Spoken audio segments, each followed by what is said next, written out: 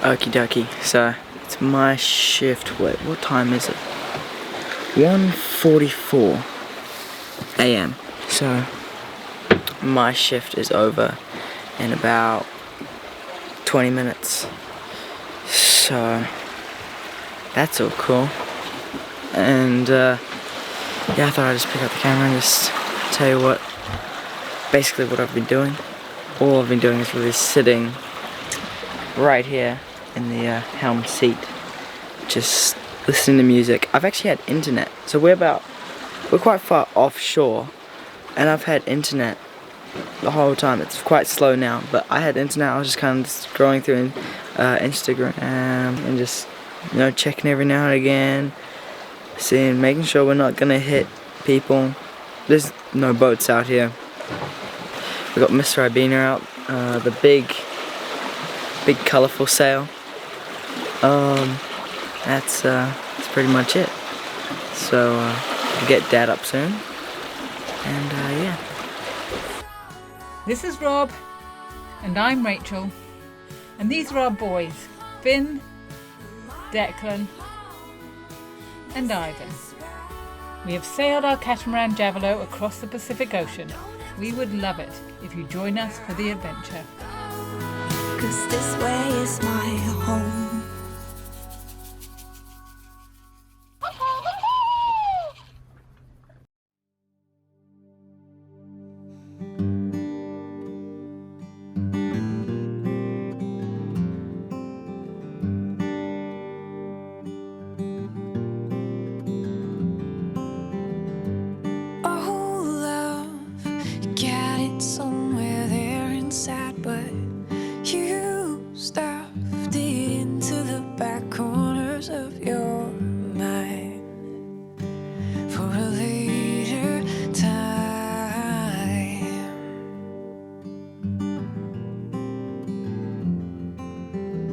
We're very excited to be sailing towards the Rowley Shoals, one of the most remote and pristine marine areas in the world, so says the guidebook.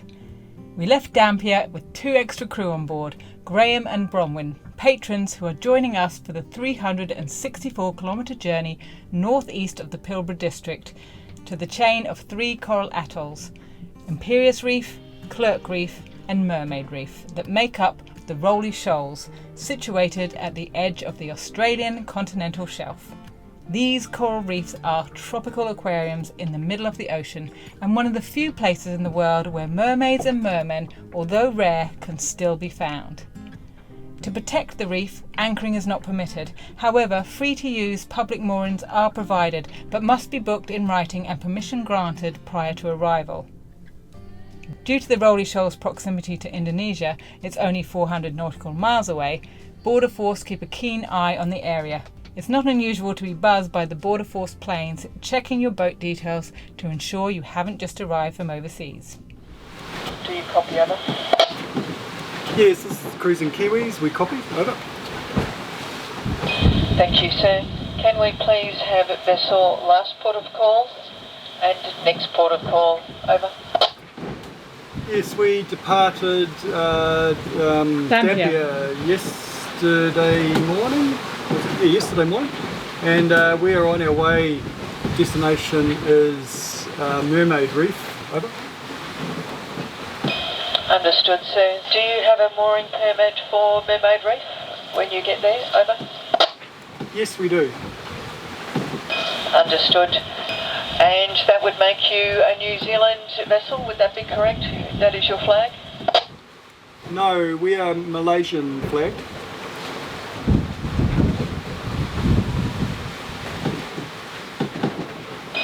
Thank you, sir. And can I also ask how many persons on board, over? Yeah, 6 POB, but I should say we are a Kiwi family, yes. Understood, sir. 6 POB, thank you very much for that information. We will leave you to enjoy your time, and Shall I give a promo? Border Force aircraft will go back to channel 16. G'day. Roger that, thank you. If you're remotely interested, my wife is cringing, but we're on YouTube, the Cruising Kiwis. Sounds very good, sir. I'm sure you'll enjoy your time and be able to upload lots of videos. Thank you, and we'll move back to 16. G'day. 16 that way. Well, that was interesting. Gosh, it's not. It feels. You would never have this happen in New Zealand. It's like. Are you sure? Oh yeah. Well, I've But never how do had- they protect? How do they protect people arriving by sea?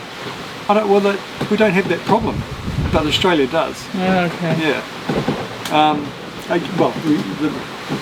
The boat people seem to be an ongoing thing for them, and we are boat people, so yeah. We're heading in the wrong direction though. The wrong way, yeah, coming from the wrong place, going to the wrong place, but Or gosh, maybe they it's- think we're it's trying to quite- escape. I find it quite unnerving, unsettling actually. It's like, That they were always watching. I don't know, it's like they're waiting for you to do something wrong, or I don't know. But No. very personable. Yeah, oh, yeah, and of course they don't have an axe to grind at all, but it's Unless you're doing the wrong thing. unless you're doing the wrong thing. Declan is carbo loading because what are we about to do, Declan? And there's Ivan. We're going for a snorkel. A dive. And there's Ivan. He's all ready. Getting his wetsuit We're not on. going for a snorkel, we're going for a dive. Sorry, we are going for a dive. We're going for a scuba dive. And we haven't scubaed for ages altogether, have we?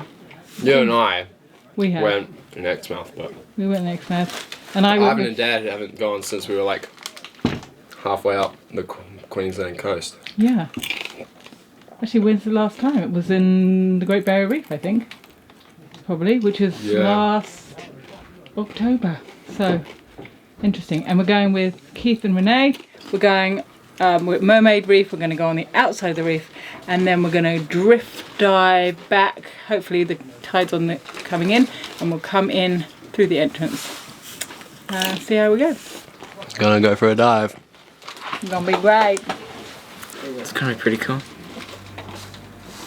Yeah, you better watch it. If you click off now, I don't think I can ever forgive you.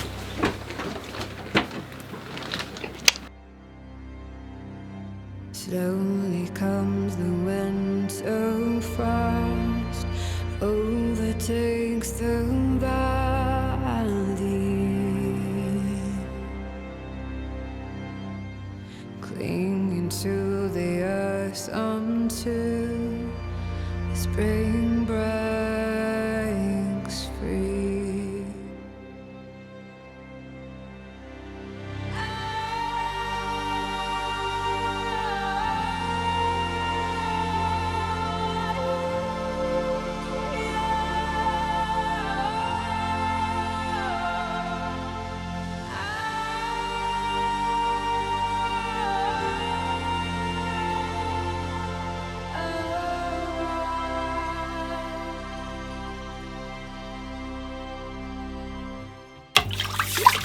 So hardly back from our dive and you're straight into your hawse.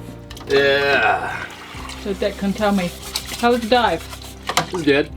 My mask kept on fogging up, so I had to like keep on peeling it off and letting water in and then clearing it. I did that like 10 times. And so yeah, I didn't get to see. Oh, you guys saw like 2 sharks. I didn't see either of them. Yeah, you saw the sharks, didn't you? Yeah. Yeah.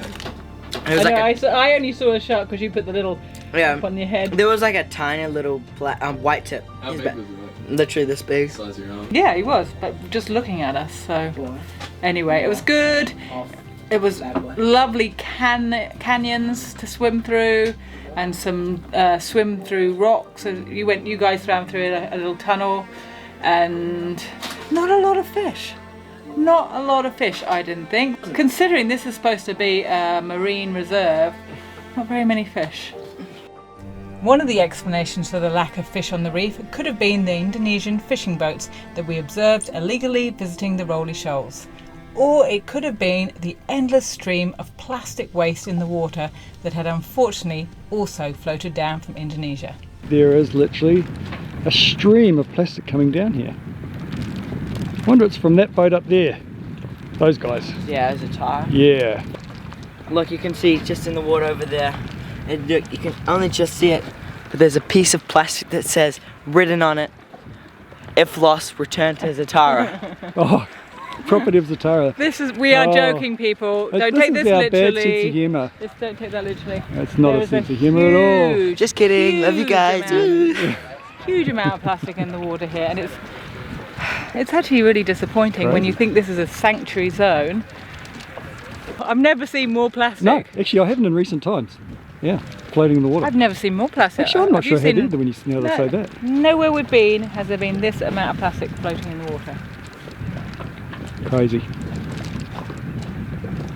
But I guess we're on a current line, Yeah. so A lot of it's got Everything's- Indonesian writing on it. Or, I know, or it says foreign, some it's- foreign language, I it's assume. travelled 400 miles to get here. Yeah. We should be congratulating it. Going, you can go further. Go. You know, this reminds me of when, not wanting to hark on, but you know, some of you may not know, but I know a lot of you do. Many moons ago, I rowed across the Atlantic Ocean in a little 7-metre plywood rowing boat with another guy, Phil Stubbs. It was the first ever rowing race across an ocean back in '97. Anyway, mid-Atlantic, the amount of plastic I saw there. On the rough days, couldn't see anything because it's just wild and woolly, and you know, I was rowing. But on the calm days like this, every day I saw plastic at some point during the day. And think about this: we were doing 2-hour shifts on, 2 off, round the clock, non-stop, round the clock. And during your 2-hour shift, we were committed to just keep rowing the whole time, do not stop. And think about, we were steering to a course, so we're focusing on the course. You're exhausted all the time. And so I'd look out occasionally, right? Take into the fact also, the boat was really low to the water. So when I did look out, I wasn't able to really see very far out from the side of the boat. So I must have missed a lot of plastic coming close to the boat, and there would have been a lot of plastic just out of sight from the boat that would have been unseen as well. Extrapolate from that just how much we have put into this ocean, and this is the frustrating thing, continue to put out there. And somehow we need to come up with a schedule, a way where we just stop using the stuff. I think that's the only answer. Produce a different material, sure, would be fantastic, but some way we need to stop using the stuff for packaging and just find something that's biodegradable. Paper bag, hey, that's a good idea. It's not so much the actual shopping bags, it's just No, the things true. that get put in the shopping bags. Yeah, Like yeah, chips and yeah. peanut bags of peanuts and just little bags, just bags. I know, it's crazy. So we've got to come up with a different scheme. We're very bright beings, apparently.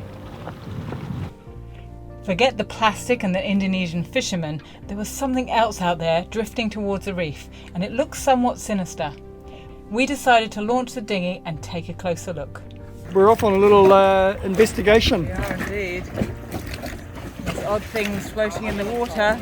Well, it's probably not odd. It's a long way off and we can't tell what it is, so it looks like it's an upturned boat.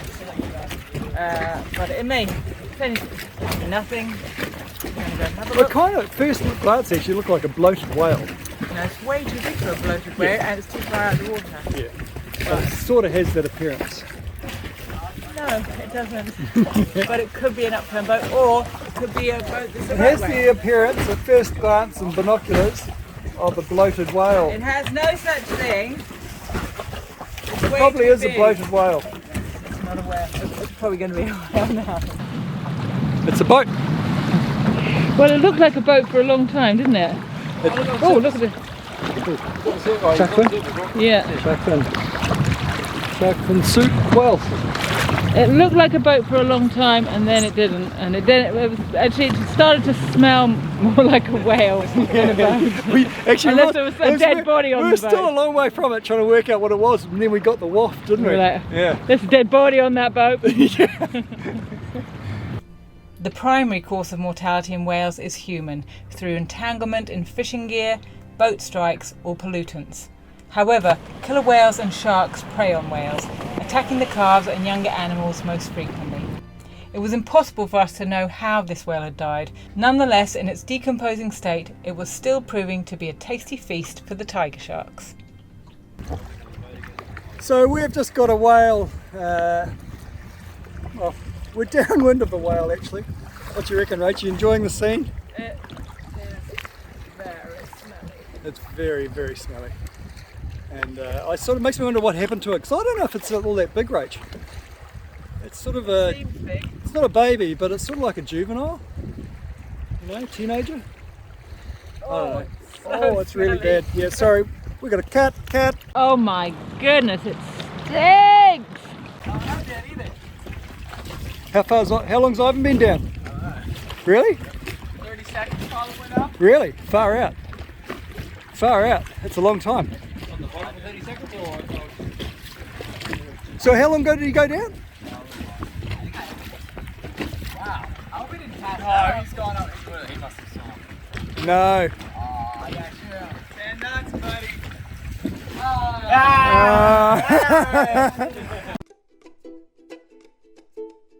If you enjoyed this episode, please comment, give us a thumbs up, and best of all, share it. It helps us heaps.